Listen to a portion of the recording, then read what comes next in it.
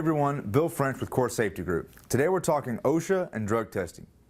OSHA recently announced that it is softening a hardline approach adopted during the previous administration, restricting the use of post-accident drug testing. OSHA sent a memo to its regional administrators on October 11th that supplies a more permissive interpretation of its regulation prohibiting employers from discharging or discriminating against employees for reporting a work-related injury. Previously, the agency had declared that employers could not use drug testing or the threat of drug testing as a form of adverse action against employees who reported injuries or illnesses. Instead, employers were limited to using drug testing only when there was a reasonable possibility that drugs or alcohol contributed to the accident or injury. The earlier OSHA decision had assumed that regardless of the employer's intent, the threat of a drug test would intimidate employees into not reporting accidents.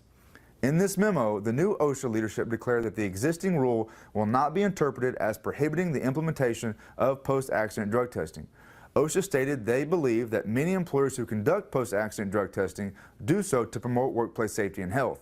In addition, evidence that the employer consistently enforces legitimate work rules, whether or not an injury is reported, would demonstrate that the employer is serious about creating a culture of safety.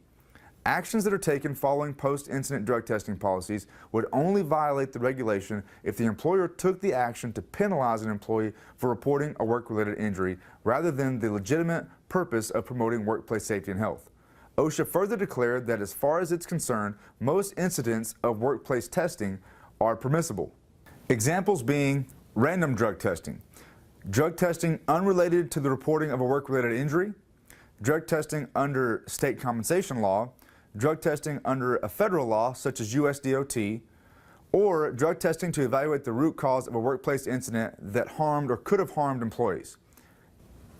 If the employer chooses to use drug testing to investigate the incident, the employer should test all employees whose conduct could have contributed to the incident, not just employees who reported injuries.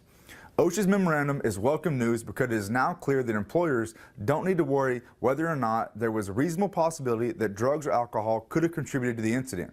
Instead, broad post-accident drug and alcohol testing is permitted as long as all employees whose conduct could have contributed to the accident are tested.